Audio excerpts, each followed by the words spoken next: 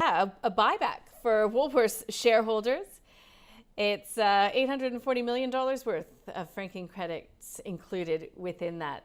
I think that is a good starting point with Marcus Bogdan. He's joining us now from Blackmore Capital. You haven't had a chance to read the result in detail. This I know, but safe to say, the annual profit has jumped and shareholders will be rewarded. What do you make of it? Good morning, Nadine. It's a busy day for results season this morning. Woolworths, they need to look right through the detail, but the buyback was absolutely expected given the spin-off of Endeavour.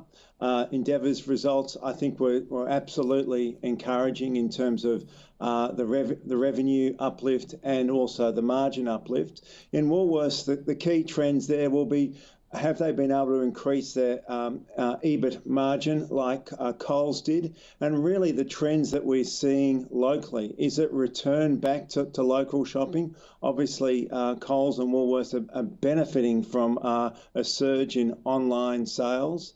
And then the other key takeouts will be looking at sort of inflation through food and any issues that they're seeing on the supply chain.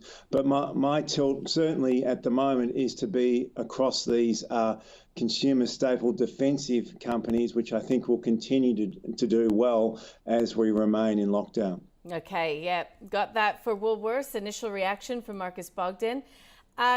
We've got Ramsay Healthcare out as well today. What were your expectations around Ramsay?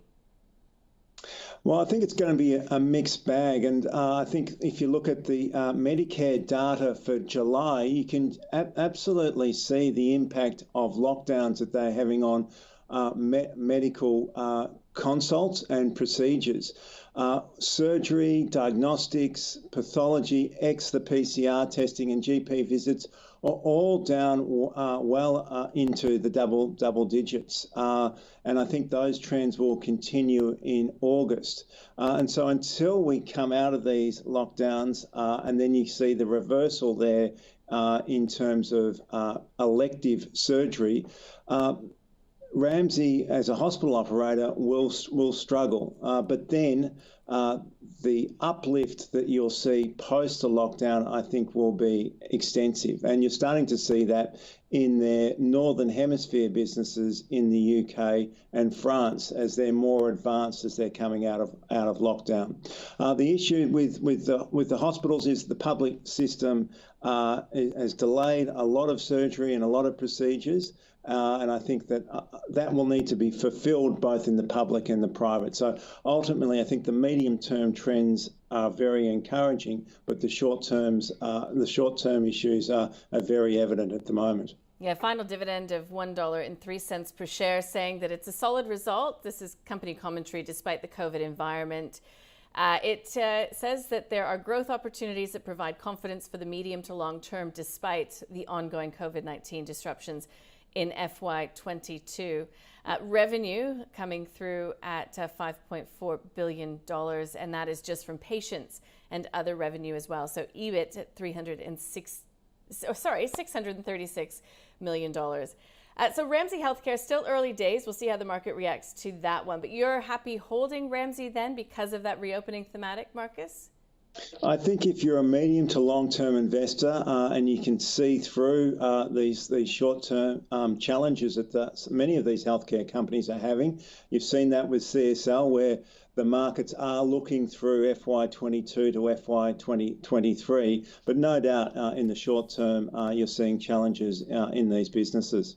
And I will say that revenue line I gave was just for the APAC region overall, total revenue at $13.3 billion. So that's a big improvement on last year. We'll leave Ramsay Healthcare, but stick around the space, generally speaking, because we had Medibank Private out. I think that was yesterday. It's all sort of rolling into one. What did you make of the result? Because again, there's a bit of the whole return to normalcy that could be coming for the likes of Medibank and NIB Holdings and all the rest of them in that private healthcare space. Well, I think Medibank was one of the shining lights. They're seeing much better trends in overall growth for the industry. People are very concerned about their health outcomes. They're seeing large waiting lists in public hospitals. And for the first time in many years, you're actually seeing policyholder growth. And that's also being supported by the fact that the premium rises are the lowest in 20 years. So the participation rate for the industry is growing. And Medibank are actually leading in that growth and are taking market share. So those dynamics are very, very positive. And you have seen a significant re-rating in the shares. And I do think that those trends will continue for the foreseeable future. Medibank has indicated that they still see further 3% growth in policy growth for FY22. So those trends are absolutely encouraging. And also, I think that their move into being more of a vertically integrated healthcare company, moving into services of GPs and short stay hospitals with no gap, is also a positive development. Now, when it comes to getting into Medibank Private, if you're not already holding Medibank, have you missed the boat? No, I think you've seen the initial rise and the initial recognition of the improvement of the business, but I do think those trends will stay with us for some time.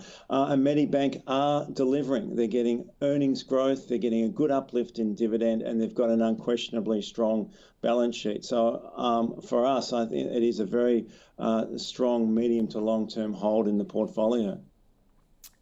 What is the lay of the land, do you think, where we find ourselves at this stage of reporting season, this stage of the year, exiting the North American summer, getting into the September period, which can be weak? How are you viewing what we've learned so far about the resilience of Australian companies through what was still a very difficult year? Well, I think the reporting season, you can break it into two halves.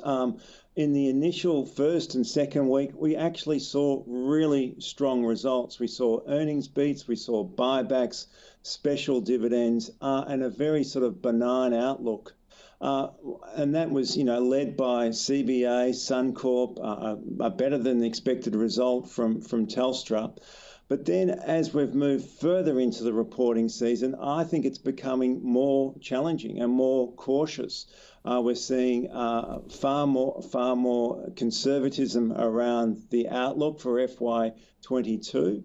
We saw businesses like Ampol and Cleanaway, and then recently with this medical data, seeing double-digit declines in volumes for July and August. And so I think those companies facing into the eastern seaboard into Australia are finding conditions more difficult.